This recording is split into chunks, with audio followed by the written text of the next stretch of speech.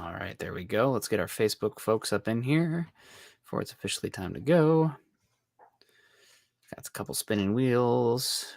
1 and 2. There we go. Welcome in. Welcome in. It is May 31st, the last day of May. Happy Muse Day to you guys. Hopefully everybody had a very good Memorial Day weekend. And it's time for a little episode of Building the Broncos. I'm Nick Kendell and joined by, as always, co-host, good friend on these Tuesday night shows, Carl Dumler. Carl, we're just reminiscing a little bit about how we met, the St. Louis Cardinals and our now Hawkeye fandom shared, right? Yeah. I wore you down eventually. But how you doing, man? How was your Memorial Day weekend? I was good. Went to go visit my wife's family, stayed at a water park. So that was pretty cool. Kids love that. Although as an adult, like the kids going down water slides, it's fine. When you're a lot bigger, those water slides become a missile and you hit the bottom like a bomb going off and your whole body turns black and blue. Yep. And I'm pretty sure my legs went flying out the side at one point when I hit the bottom. It was a whole mess, but kids had a great time. So we had a good time. It was good. What about you, bud? I was supposed to go backpacking this weekend, but Mother Nature gave me the finger. So not just me, but it was a bunch of first-time new backpackers as well, and it was supposed to be like constantly. We're going to be out for 3 days. Constantly rain, cloud. It was going to be about 38 degrees at night and 45 high, and apparently snowed in the valley too. So we said, yeah, you know what?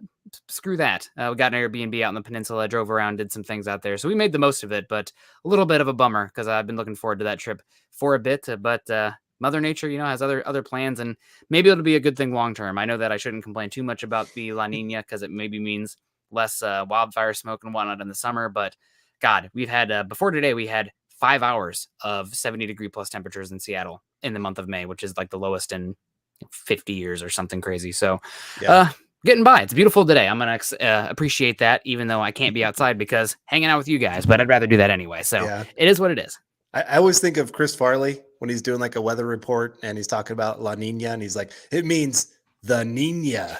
Yes. Yeah, that's what I always think of when you talk about that. But sorry your trip got canceled. You would be proud of us. We bought an 8-person tent this weekend. Wow. So we can get the kids out by the lake and get some hiking in and get some good times going. For sure. Don't carry that one for backpacking. No. I would not recommend. That would be that'd be a hard one. But welcome in, guys. Obviously, Building the Broncos. You can find Carl and I on Twitter. Carl is at Carl Dumler MHH. I'm at Nick Kendell MHH.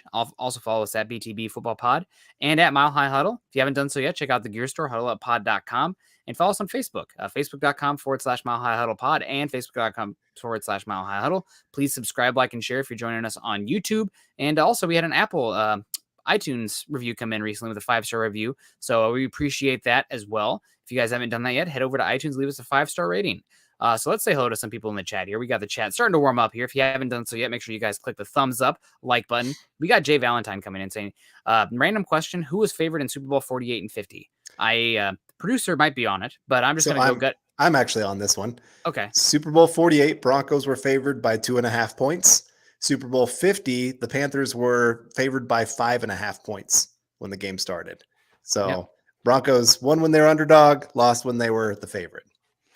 Yeah, that's good for them. I mean, that Panthers team was really good in 2015, and ball bounced the right way for Denver. They deserved it. They made the play happen, but they also got that strip sack for a touchdown very early, and only a fool would say that didn't greatly dictate how the rest of the game played out. So hats off, man. You got to win small ball sometimes, and Denver did that consistently in that Super Bowl run in 2015. So good for them. We got Cindy Barrett-Elbert coming in with the support over on Facebook. Thank you so much. Make sure you guys are getting in your stars on Facebook. We have a bit to go yet to reach our goal this month, but Cindy's helping us chip away here, and we greatly appreciate that, Cindy. If you have any questions or anything for us, please hit us up, and hopefully you had a nice, relaxing, and eventful, or not eventful, Memorial Day weekend. But either way, hopefully it was what you wanted it to be. Also, we got Michael coming in. Michael made the transition recently from Facebook to YouTube. So I see you over on YouTube there, Michael, saying, good evening, Nick and Carl on Building the Broncos. Let's ride and go Broncos. Also says, good evening, Broncos country. US Dave is in the house too. It's saying it's time to get things started on the Muppet Show tonight.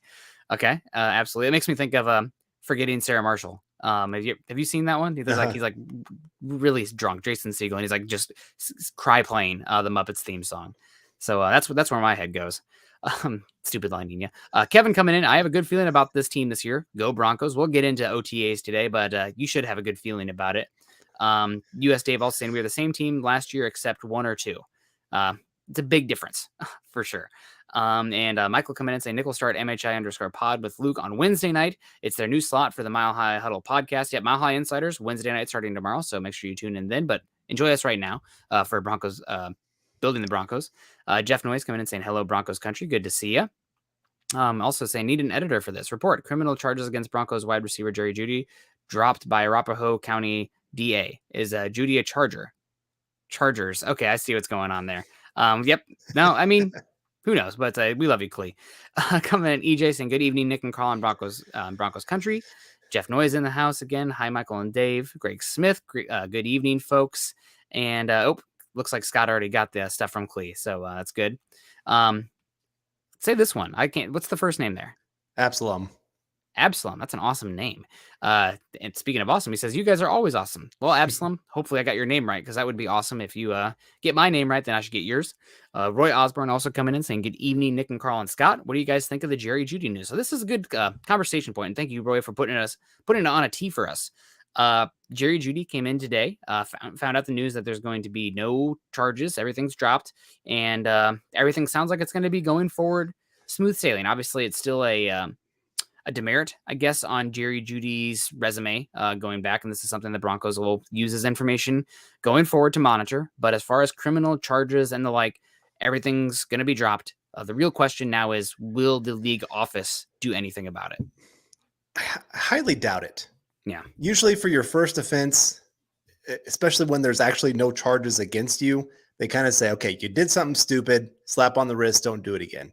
Second time, that's when they start handing out some suspensions and fines and all those kind of things. Third time, we're getting even further into it. So I think for a first time, and like we've said before on this, it kind of sounds like Colorado has some very strict rules when it comes to anything with DV.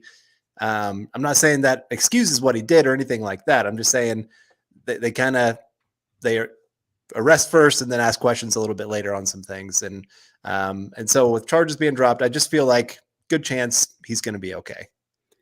Yeah, and we had information come out today from his attorney, Harvey Steinberg, said, after reviewing the evidence, I always believed that no crime had been committed and all charges would be dismissed. So here we are, all charges being dismissed. Very good for the Broncos, very good for Jerry Jeudy. And it sounds like Jerry Jeudy also was practicing today. Last week, he was there, but he was held out because of tweaking his back, which something to monitor going forward. Those back injuries are always concerning, but Jerry Jeudy's out there today. Haven't heard anything as far as splash plays from Jerry Jeudy. Actually, it's a little bit surprising. I guess today was his first day, so your sample size is pretty darn small. But Yeah. heard about KJ Hamler today. Heard about Tim Patrick. Have heard about Cortland Sutton. Not too much about Jerry Jeudy yet, but again, just OTAs. So, do you have any thoughts about this? We won't call it a case anymore, but this incident that occurred, is this going to impact Jerry Jeudy this season going forward as far as a role or anything like that? Do you have any belief in that? I don't. I think honestly, this could serve the Broncos well. Okay. I think these kind of like scare moments for a person, that first time, I remember first time getting pulled over, man, you remember that. And so then you're like pretty hyper vigilant of everything you're doing after that for a while. And you kind of maybe flow back into things a little bit later. But something like this, I think it is that reminder of, man, you can lose millions, you can lose your career, you can lose your reputation just real quick on just some things that, and I mean, not that they were small. I mean, this is still a big deal, what's going on for him. But I hope it is that wake-up call that helps him to mature and make him go, okay, I got to go out there and earn this. I got to earn back the trust of the fans. It's no longer I'm that top 15 pick that everybody's going, oh, yeah, this guy's going to be a star. Now there's a lot of people kind of annoyed with him. You throw in the drops, you throw in some of the other things that have gone on. You start to kind of go, okay, it's time to put up or shut up. And so, like I said, I think this could actually be a good thing for him moving forward if he can just kind of focus on his career and say, okay, I got to move forward in a good way. Yeah, and to be fair, we don't know all the details. We don't know their relationship, him and his partner. So it's going to be impossible to have a very clear view on what happened. But it's just another thing with Jeudy and it's not big things, but small things that kind of start to add up. So, like you mentioned, hopefully this is something that's like, okay, stakes have risen now in Denver. I have competition. My spot is not guaranteed. And now I have a quarterback here. There's no more excuses. I need to go out there and perform, or I'm just going to be not a forgotten name, but somebody who never lived up to the hype as much of what he had coming out with the 15th overall pick, coming from Alabama, breaking that John Elway non-drafting Alabama players streak that was going on there. So we'll see what happens. Hoping for the best for Jerry Jeudy. He's a person, and people are going to make mistakes. Lord knows if I was as wealthy as Jerry Jeudy was at his age and famous and whatnot, I'd be making stupid mistakes too. I still make plenty of stupid mistakes. So I'm happy that I'm not in the public eye, but that's kind of the deal you make when you are in this industry. You are always going to be in the public eye. So hoping this is the end of any sort of incidences like this, and it's all uphill and amazing Bronco football from Jerry Jeudy going forward, because Lord knows he is talented. Gary Leeds Palmer coming in saying, hey, Nick and Carl and Scott, just a little love. Well, Gary, just a little love back at you. We appreciate you. Thank you so much. And hopefully you're doing well. Also, big love coming in here. $20 on YouTube from our guy, Michael Ronquillo, coming in saying we are Broncos country and the best fans in the NFL. Go Broncos.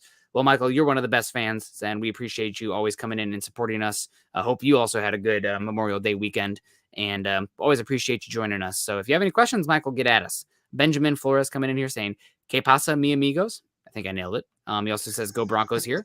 Good to see. And we had, it just jumped on me. Sorry about that. Amar McLean coming in saying, have you guys heard about Patrick Surtain's interception in OTAs today? Carl, what can you tell us about Patrick Surtain kind of getting practice started today with a bang? Yeah, so sounds like it was the very first play of practice, and something happened on the offense. There was some confusion. Somebody ran a wrong route or something like that, but Patrick Surtain was right there, saw what was developing, and jumped the play. Big interception, first one of, I think, Russell Wilson's OTA throws so far this year, from what I understand. And so just kind of got the defense fired up. I think they heard all about this offense last week. Everybody was talking about all the touchdowns that are being thrown all over the place. Kind of nice to hear the defense respond a little bit and be ready for some big plays, and especially have their biggest player on defense possibly in Patrick Surtain be the guy that steps up. Yeah. And Kareem Jackson talked about him today in his interview. They're asking, what's the difference between Patrick Surtain this year compared to last year? He said, well, last year he's just moving so fast all the time. This year, the game's really slowed down for him. He can kind of he knows what's developing. He doesn't have to be there as fast, but he can move fast when he needs to move fast. And so just kind of, it's going to be amazing to see his transition from year one to year two. Can he take that next step? Because it was a great first year for a rookie. I mean, one of the better rookie years for a cornerback in a long time.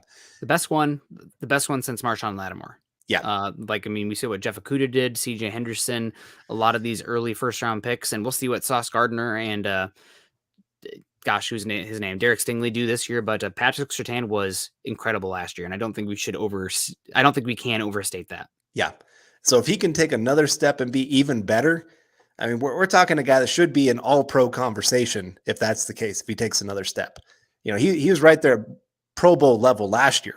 Yeah. And for the Broncos, that would be huge. Again, when you can eliminate one side of the field just by one cornerback, it just makes defense so much easier. You can bring more blitzes. You can really have your safeties moving over to the other side of the field because you can say, this guy's going to shut this guy down. And it's just nice to hear. We haven't had that really since Champ Bailey. I guess Aqib Talib, I guess you could say that. Talib was kind of a man. Champ is arguably one of the top three cornerbacks to ever play the game. Right. That's me being biased. Top five. But first ballot Hall of Fame is different. And we love Talib, but it's not like Champ. Right. Talib took a lot more chances. Champ was just always, every single play, he knew exactly what was happening. And he was right there to make the play. There's just pretty much entire seasons where teams wouldn't even challenge him. Mm-hmm. Like maybe one throw a game, if that sometimes. Or Talib, he would kind of try to set things up to make a bigger play.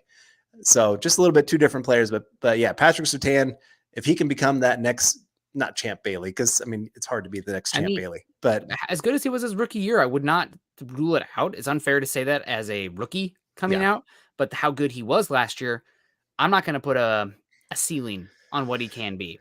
But to say that the expectation of he has to be Champ Bailey or he is Champ Bailey is ridiculous. But I'm not going to put it out there that he can't be. Right. But again, if he can just even be a top 5 cornerback in the NFL this next year, that would be huge for this defense. it would help them answer other questions because, again, they can have help go in other ways. And so, yeah, I'm excited about him. Excited that he got that interception today. And it's going to be fun to see the battle between this offense and defense when we get to training camp. But we got Chris Funkhauser coming in saying, good evening, fellas. I'm hoping for an upset in Kansas City this year as I lost a bet with my born and bred Chiefs fan, whom I call my wife. Will Carl be attending? Maybe we can laugh together as Wilson beats up on Mahomes. I don't know yet. I'll keep you updated. I'm planning on going to at least 1 or 2 Broncos games this year.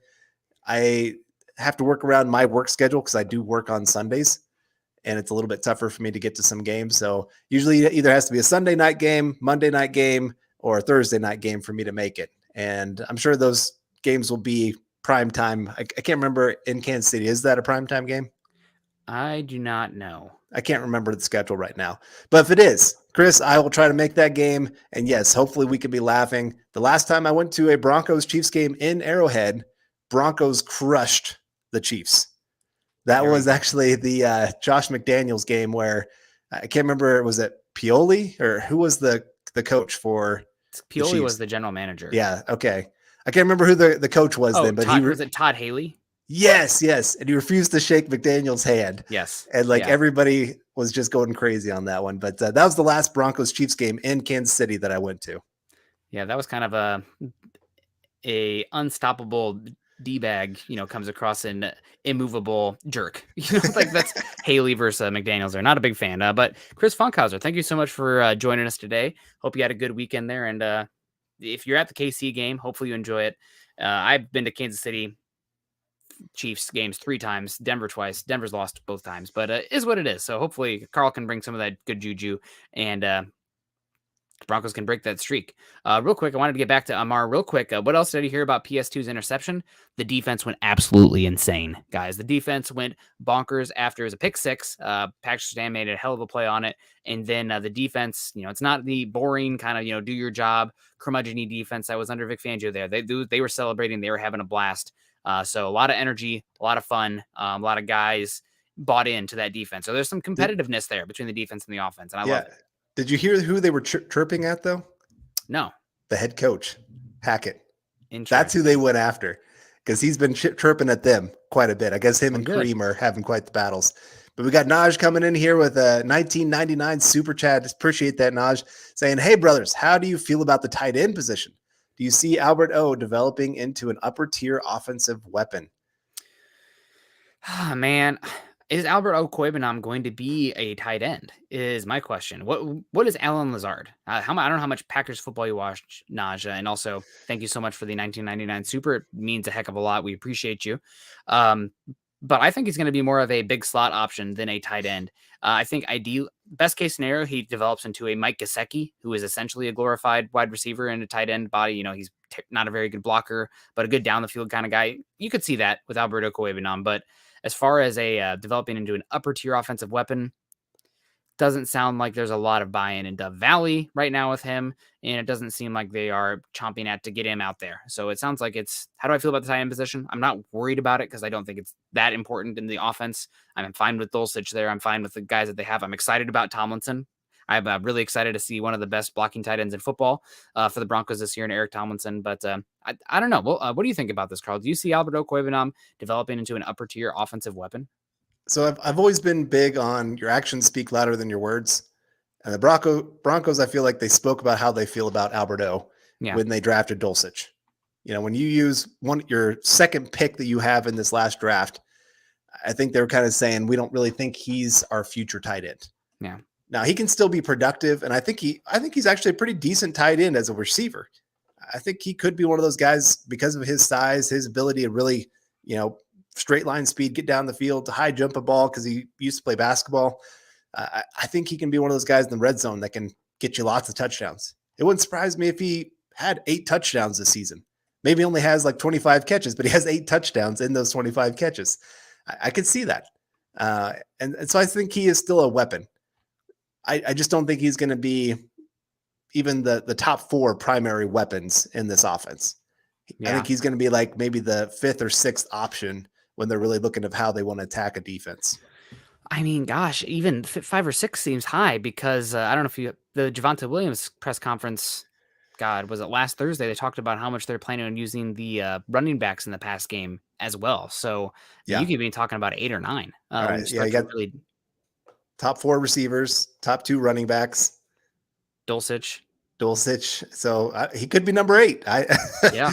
And I mean, it's a good problem to have when Yeah. you've got that many kind of weapons where some teams would be just jumping at the bit to have a tight end like Alberto. And he could be one of the big trade pieces the Broncos are looking at where they can maybe sell high. A team needs a tight end that they use a tight end more and would value him a lot more. I don't know. Like I said, it's good to have a lot of weapons in case anybody goes down. You don't miss a beat. I'm excited to see him on the field, though. Yeah, absolutely. And talking about the press conferences, we had Nathaniel Hackett take the podium today for a press conference, talking after OTAs. It was short OTAs today, but he did leave some nuggets for us. And we have a couple questions now coming in about this. And I think this is probably the most interesting bit. What are the ramifications of what he said here? Chase Wellner coming in saying it looks like Baron Browning is moving full time to outside linebacker. Also, we had Jay Kozad saying Hackett said they're keeping Browning on edge. They're keeping him there for training right now. Doesn't mean he's going to stay there full time, but it does sound like that's the likelihood of it. Sounded like they liked him there. Watching his tape, they like a lot of his transferable traits to that edge spot. I don't know if you recall, Carl. Eric and I had a lot of back and forth last year about Browning's best fit. I thought he could be linebacker, but maybe more valuable at edge. I mean, you think people are excited about Nick Benito at edge this year? Well, Baron Browning is bigger, faster, stronger, longer. I mean, just everything there. I don't think he's as twitchy. I don't think he's as bendy as Benito, which counts for a lot as an edge rusher. Absolutely, don't get it twisted there. But Baron Browning sticking at edge. What do you think about this? It does sound like this is going to happen. I didn't believe it at first, but it does sound like it's going to happen. I like it. We Yeah. know there's a really good chance that this defense is going to not value the off-ball linebacker hardly at all. You know, I'm not saying that they don't have some value to this defense, but I think the Broncos are looking at, hey, we have Jewel back. We've got Singleton. We've got a few other guys that we kind of like at this position. We feel like we've got enough. Now, edge, we've got a lot of question marks. We've got our top 2 guys coming off of injuries. I mean, Randy Gregory still hasn't even practiced with the team yet. You got Jonathan Cooper that just had another surgery as well. All the rest of your guys are pretty big question marks. You got Nick Bonito, who's your second round pick, but he's more of a situational guy. And so I think you're looking at this going, he could really be our number 3 edge player and a guy that we could feel halfway comfortable if one of our top guys goes down with injury. I think he could develop to become at least a serviceable starter for the Broncos if needed be. But again, as a number 3 guy, you still like him there as more valuable compared to an off-ball linebacker where he might only play 60% of the snaps because, again, they're going to be playing a lot of dime position. So I like this transition, and I think the NFL has shown they value edge rushers way more than they do off-ball linebackers. You just look at contracts. This is where his value should be at. And for Baron Browning, I think he should be happy about this.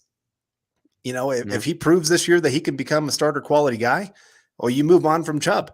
And then he's got himself a starter position at one of the most valuable positions in all of the NFL. Yeah. He should be really happy. Yeah, and for Browning, I thought he looked pretty well there in his limited reps there for Ohio State. Also thought he flashed there a lot at the Senior Bowl at the edge position. So excited to see what he can do.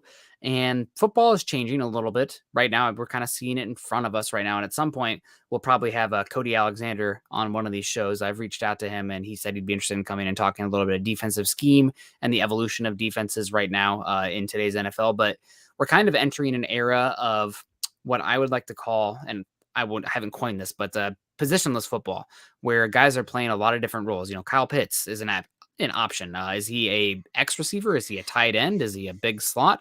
Yes. The answer is yes. So you need defensive players who can balance that out and do a lot of different things as well. And Baron Browning, what he can do from the mug position, kind of lining up over an A gap as a blitzer or the edge spot.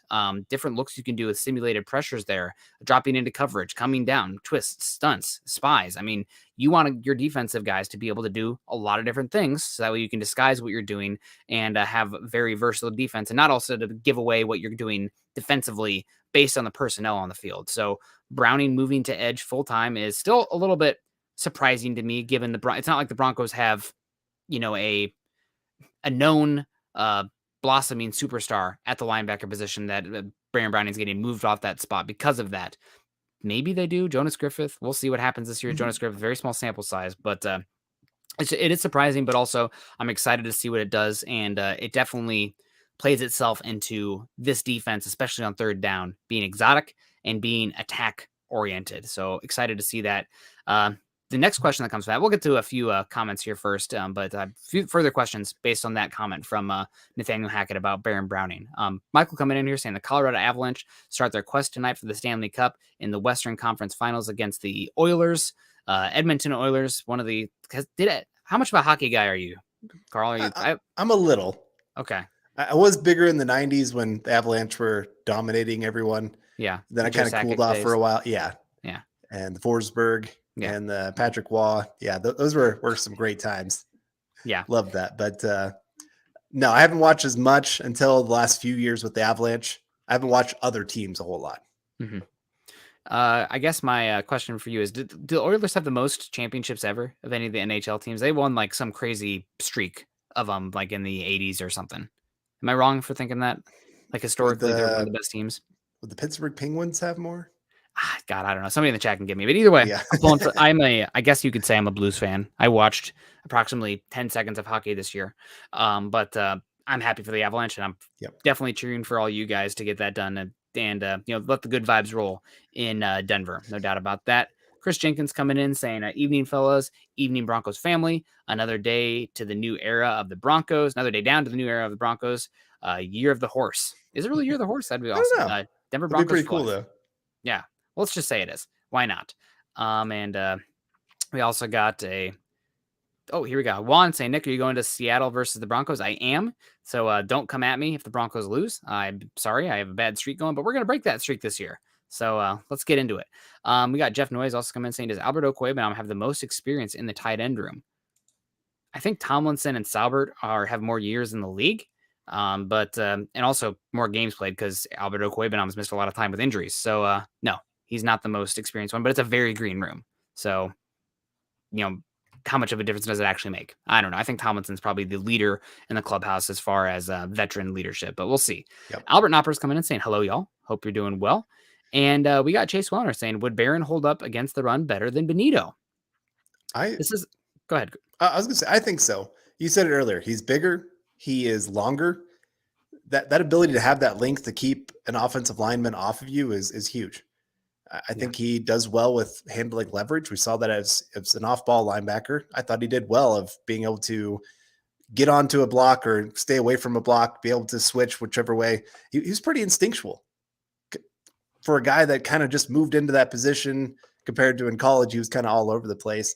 So I do. I think he would be better than Bonito against the run. It's why I think there's a really good chance he could end up being the number 3 edge rusher if everybody stays healthy. Just because, again, he has that better all-around game, or at least has the potential for a better all-around game this year. Yeah, and neither Benito or Baron Browning are going to be your prototypical edge rushers as far as setting the edge. You're going to have more value from those guys from that edge alignment, whether they are coming or going. It's a numbers game kind of thing where their ability to crash and set an edge is more about the surprise of them coming downhill, because the offensive lineman is going to have to process whether or not, who's coming, who's twisting and stunting. If Benito vacates the line of scrimmage and drops back into a soft zone or kind of a spy position, then that changes what the blocking assignment is going to be. So I don't think you're going to see either of these guys very often be put in a classic, contain the edge, force it back inside position. But they can do it sometimes. Probably pretty close to me. While Baron Browning, I think, has more power in his game, a little bit more length and mass, as you mentioned. You have less reps of him there. And there are some plays where Benito, he's not very good as a standing his ground kind of edge setter, but he's slippery. He can get off some blocks sometimes and make some plays in the run defense that I'm not sure Baron Browning has as much in his tool belt right now. So interesting thing, Lloyd Cushenberry talked about that. Of this defense is introducing more stunts at this point in the offseason than any team that he's played against. He said, usually we're not seeing these kind of stunts coming at us until about week 5 of the season, where teams are starting to get comfortable with what they're doing on defense. He said, but right now, Evero is really throwing it at him, where they have to really figure out who's coming and who's going.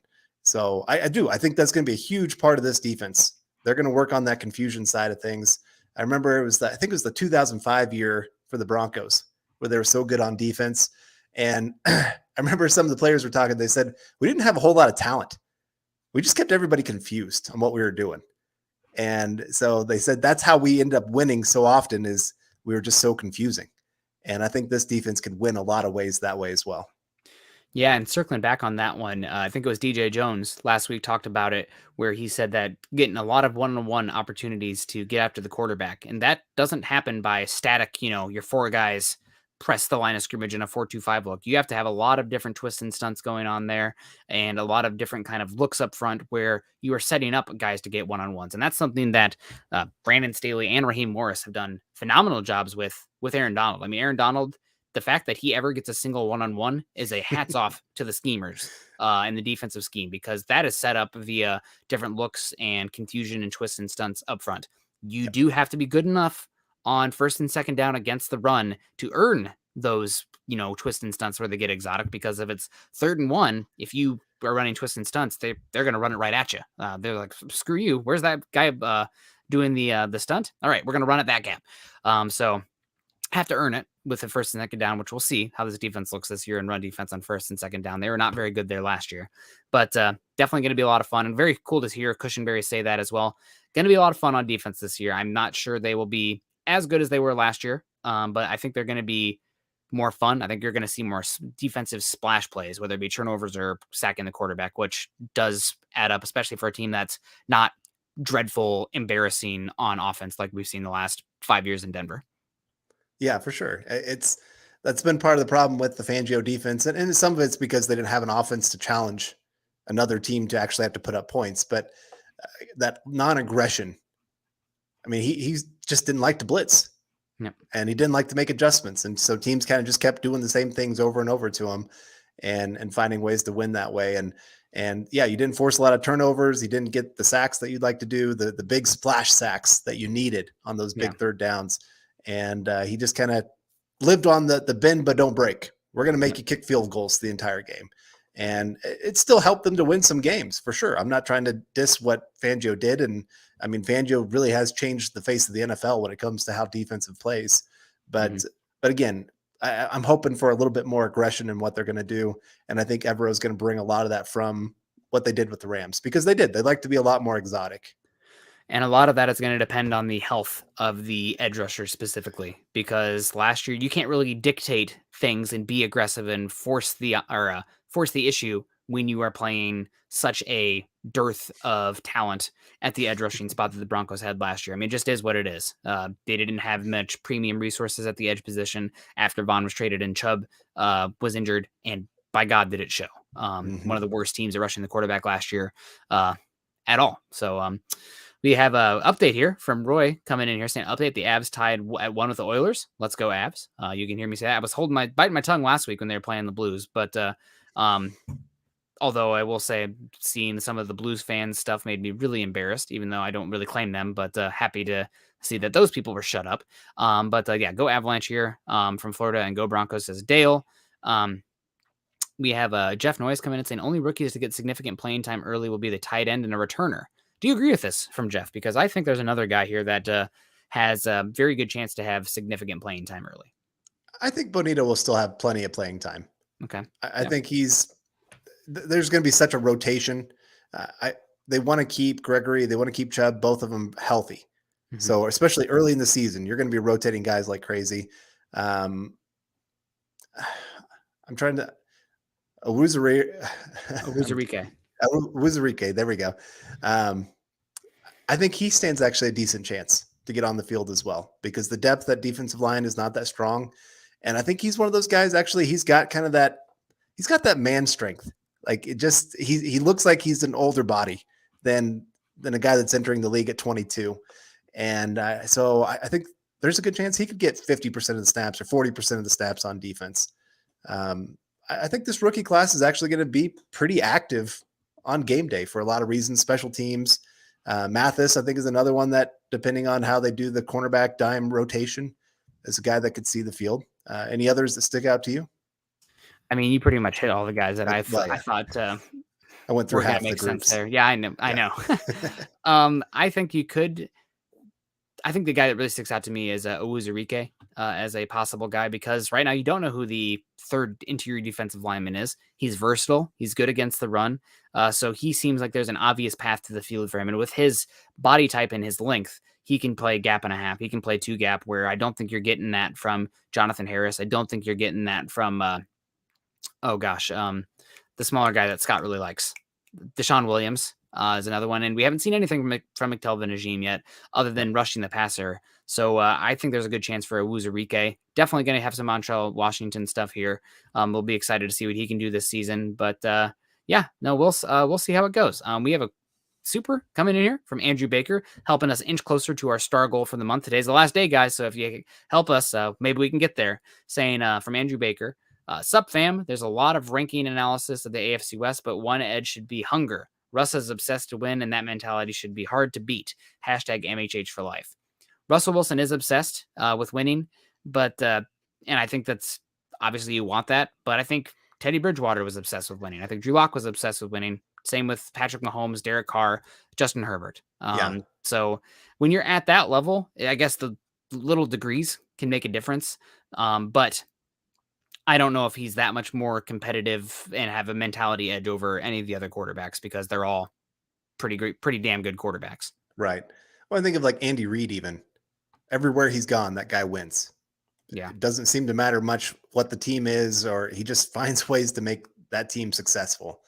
And so even though they lost Tyreek Hill, lost some other players, I still expect him to find ways to go out there and win some games. Yep. And Mahomes, I mean, yeah, he's been out there winning games like crazy. So they're going to be right there. Herbert, I'm sure he's hearing some of the whispers a little bit of like, everybody's expecting them to be good. If they're not, Herbert's going to have some heat on him after this season. So I'm sure he's kind of feeling he's got to go out there and do something.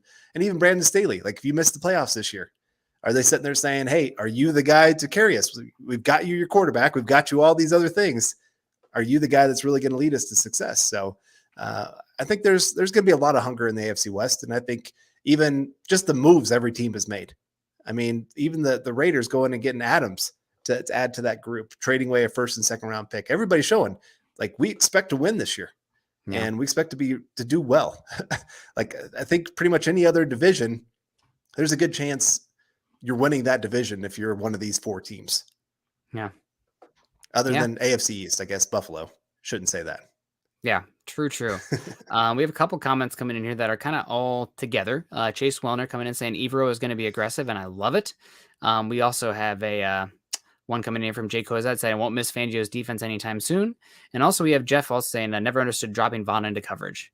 So let's get this one first. Evero being aggressive this year. I think he's going to be more aggressive, but some of that is predicated on the offense being at all a threat and opposing deep offenses feeling like they have to push the envelope. I mean, the Bengals is a classic case example last year where that team pretty much went water boy football against the Broncos offense, where they're pretty much kneeling it and punting it because they said that offense isn't going to do bleep. And guess what? They bet right. So take out the defense and a pretty easy win there for the Bengals in that one. I guess not easy, but well in hand. The next one is I won't Jay saying I won't this one. I won't miss Fangio's defense anytime soon. It's going to be a very similar defense. You listen to every single defensive player talk. It's scheme wise. It's very similar. You might see a little bit more simulated pressures up front, but that goes in hand with being better, stopping the run on first and second down, getting more third and longs, and actually playing with the lead. All things that were outside of the control of the scheme last year. You have to remember, like half the teams in the NFL right now are trying to run something similar to what Fangio likes to run. Mm-hmm. I mean, there's at least parts of what he brings to the table. So as much as we don't like Fangio, the head coach, Fangio, the defensive coordinator, is still a pretty good mastermind in the NFL. I mean, he helped the Bears with Trubisky at quarterback almost make the AFC or the NFC championship. You know, they were a field goal away from their kicker missing what was like a 40-yard field goal or something like that, 42 yards. And so as much, again, Fangio need to be gone. He's not a great head coach. That is for sure. But defensively, the guy still knew what he was doing. He still held the Chiefs to some of their lowest point totals of the last 3 years. Yeah. You don't do that by accident. Yep. And like I said, even they lost a lot of players to injury, and he's still finding ways to make them at least halfway competent. Yep. And so I still appreciate Fangio for that. And then Yep. this of Vaughn dropping into coverage, I agree. Maybe there's times where you do it a little too often, but at the same time, this is meant to confuse the defense. I know his best work is coming downhill. It's kind of like I had a conversation with somebody about Micah Parsons earlier. He's, yes, they had him as an off-ball linebacker, but he's better coming as an edge. Like, you want him going downhill as much as possible. But every once in a while, it's nice to drop them back and just fill in a gap where you surprise a quarterback. Think about the 2015 season in the AFC Championship. Von Miller gets an interception because he dropped back in coverage. When you expect that guy's always going to be coming after the quarterback, and he has that time where he drops back, it surprises everybody. So that's what you're trying to do. You're trying to confuse a quarterback just to give him that half-second delay or possibly force him into a bad throw. That's what you're trying to do there. Yeah, no, absolutely. And just talking about Jeff Noyes, never understood dropping Vaughn into coverage. You're going to see the edge rushers drop into coverage probably a good bit in this scheme. And we had last year, the data here, this is regular season data, but in Von Miller's career in Denver, he played 37 games under Vic Fangio, played 37 games and dropped into coverage 61 times. So about 2 per game. And then you had an massive growth for what he did with the Rams as far as dropping into coverage 50 times in just 8 games. So that's 6.25 per game. So 4 times as much dropping into coverage rate wise than what we saw from Von Miller with Vic Fangio. So some of that is probably because you have Aaron Donald in the middle and you can afford to drop Von into coverage more than him being your pure alpha, which Von was not for the Rams because Aaron Donald's probably the best player in football. But again, you're going to see more of that this year. And people were like, oh, finally, somebody who knows how to use Von Miller, even though he was dropping into coverage 4 times as much rate-wise as he was in Denver. So it's more about the Jimmies and Joes than the X's and O's when it comes down to that, in my opinion. We have a few more people coming in here saying, let me see, we got Andrew Hillhouse saying, any news on Chris Allen? Any news on Chris Allen? I've heard the coaches talk about him once, and they said that they're impressed with the kid and think that he could be something moving forward. I think, unfortunately, he might be a part of the numbers game when it comes to that edge position. Yep. And maybe be on the practice squad this year, move up the next year. And you just kind of hope he turns into something. Yep, that's probably what happens. Probably realistic there. We also have Diamond Rattler coming in a little bit late, but that's okay. Diamond Rattler with a new picture over on Facebook saying, boom, let's go. Good to see a Diamond Rattler. We also got Boogeyman coming in saying, how are you guys doing tonight? Go Broncos. I'm doing pretty well. I'm a little tired, but doing great. And Zebulon coming in here saying, what is simulated pressure? Like blitzing? It's kind of like blitzing. I have a couple good coaching clinics if you're interested in that. But it's essentially, and this isn't new, it's kind of somewhat of the iteration of the zone blitzing scheme. Dick LeBeau did a lot with it. The Broncos did a lot with it when they won Super Bowl 32 and 33. But it's putting a bunch of guys on. You don't want to have your static same 4 guys. You want to be able to take a step back. You want to be able to get pressure with 4 guys rather than having to blitz. But if you run the same 4 guys lined up, heads up over the offensive lineman every time, opposing offenses are going to be able eventually, especially smart quarterbacks, pick you apart. So simulated pressure is where you have multiple guys on the line of scrimmage. Let's say you have your 4 defensive linemen lined up, and then you have 2 linebackers over each A gap as mugs. Who's coming and who's going? You could send 5, you could send 3, but it's the ability to pick and choose who's coming and going with different twists and stunts incorporated as well, or delayed blitzes. I mean, let's not sleep on Quan Williams, one of the best Quan Williams, one of the best blitzing slot cornerbacks in football. So it's the ability to get pressure with 4 while always not sending the same 4 guys, and it creates confusion. It makes it that the offense has to process more information. And it just gives you a lot more versatility up front of who can come and go. And that's another reason, talking about Von Miller and coverage, this goes hand in hand. Von Miller dropping into coverage has a lot to do with simulated pressures. Yeah, no, you're exactly right on that. And that's the nice thing is the Broncos have a nice group of hybrid players to make that a big possibility. Bonito, he showed he could drop back into coverage. He could be a spy on a quarterback if you need him to do that. even I can even see Draymond Jones every once in a while dropping back. I think he's got enough athleticism to drop back into a zone spot if you needed him to. And Josie Jewell, I think he does pretty good coming downhill if you need him to on an A gap blitz. Not very often, but he can still get there. He's smart enough to do that. And yeah, you got enough of these edge rushers. How many of them are going to stick out there? How many of them can drop back into coverage? It just works well for the Broncos on those third down situations. You're right. You got to get the third and long.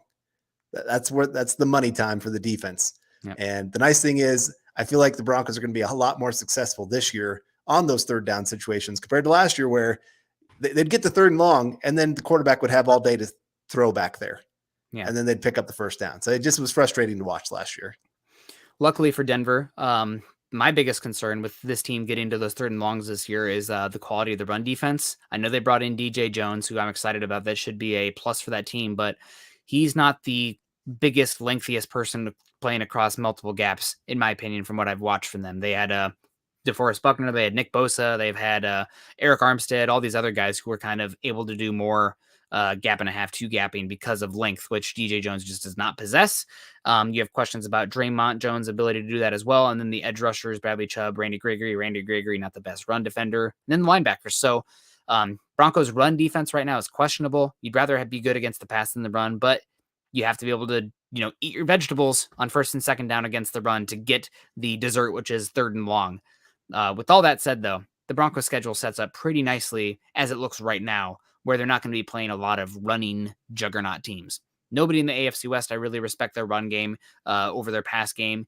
And the only teams right now come to mind for me is like, oh, want to watch out for the run game in that one are the Tennessee Titans and the Baltimore Ravens. They kind of get it at it in different ways, but it's not like the games that come to mind from last year, like the Eagles game last year or the Ravens game last year, where the Broncos and the Browns, good call, yep, where the Broncos were just so outmatched personnel-wise, scheme-wise when it came to stopping the run. And when it's third and one consistently, teams work on the full playbook.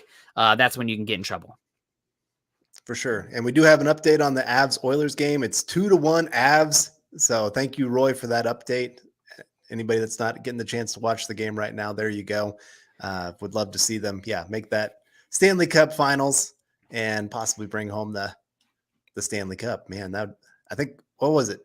2001 was the last time they won it. Something like that. No idea. It's been a while. It's been a while for sure. That early 97, 98, 2000, 2001 with the Avs and the Broncos. Oh, that was heaven in Denver, man. That was such a great time. Parades every year. But we got Steve Lazewski coming in saying, let's ride. Yeah, man, I'm so excited. I think we're under 100 days now to the NFL season kicks off, or right at 100 days, something like that. So we're starting that countdown. Yep, I think it is 100 days, so that'll be a lot of fun. We have exactly 100 days, says Scott, so that's awesome. And Steve says, let's ride. With that, guys, I think we're going to ride on out of here. So if you guys have any questions to get on here, we're going to start wrapping it up here really soon. John coming in saying, would love to see some exotic looks. Use Brownie to drop out into coverage and send Stearns or Kawan. Gregory will be a huge force. You're going to see a lot of twists and stunts.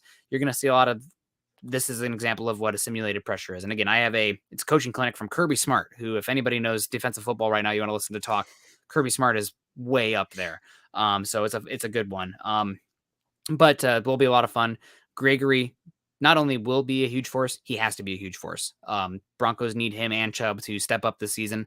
And honest to God, the difference between a good Chubb and Gregory has this defense from, top 7 to possibly bottom 15. I think it's that, and that's just goes to show how much volatility there is in that edge rushing room, how volatile it is, and just the value of the edge rushers in general. Those are the guys that are going to have to stir the drink up front. Some of it you can get away with the simulated pressures, but sometimes you just need some winners up front as well. You can't scheme up everything. You need guys to win their matchups, and Gregory and Chubb and hopefully Draymond can do that for the Broncos in the pass rush department. Right. Other than quarterback, I would say edge rushers are the ones that can affect a game the most. Mm-hmm. You saw that Von Miller strip sack in the Super Bowl. That changed everything. I mean, the whole way that the Panthers had to play the Broncos after that, especially when the Broncos kicked a field goal, I think their first drive. So it's up 10-0. You got a double score lead. That's huge. And the Broncos could pin their ears back, and the Panthers hadn't had a team do that to them in a long time that season. So yeah, if you can get that early edge rush pressure, get that turnover, get that big sack that gets them off the field, doesn't give them that opportunity to march down the field to Patrick Mahomes or have the big play. Oh my goodness. It just changes everything. Yeah. Yes, it certainly does. We have Jay coming in saying Avs winning a couple of, excuse me, elevate the Broncos. Hopefully I didn't just jinx them there. My body rejecting that. So excuse me, I'll take over, because you think about like the Tampa Bay Lightning won the Stanley Cup at the same time as the Tampa Bay Bucks won the Super Bowl. So there's kind of that little bit of, okay, we got to up our game because now this team's getting the most recognition in town. They're the best team in Denver if they go ahead and win that Stanley Cup. So yeah, I do. I think teams do feed off each other. I think it is kind of that energy of just, you can feel it in the entire city after a team wins a championship, and you want to keep that going. You want to be that next group that gets to have that big parade. Yeah, absolutely. And we got Brad D coming in saying, thanks, gentlemen. Michael coming in saying, great show tonight, guys. Nick and Carl, I'm building the Broncos. Let's ride and go Broncos. We got Sunny Days with the Hearts coming in. Jay saying, go Abs. Good show, y'all. Thanks. Michael Ronquillo coming back in with the Hearts. And Jeff was referring to that strip sack, I believe, earlier. Von Miller had a heck of a Super Bowl run there in that 2015 season. So, man, think back on that one fondly. And heck, maybe I'll go back and watch some of those games tonight. Some of the the highlights of that playoff run, because improbable is a word, and maybe even divine intervention for some of those games. But they can't take away that hardware, so it's pretty great. And Colin, correct here, we could use a good Chubb. I think that goes for a lot of people, could use a good Chubb. So on that note, we're going to get on out of here. Well, last one, actually. John coming in saying, do you guys see any trades from the Broncos before the season starts? Definitely possible.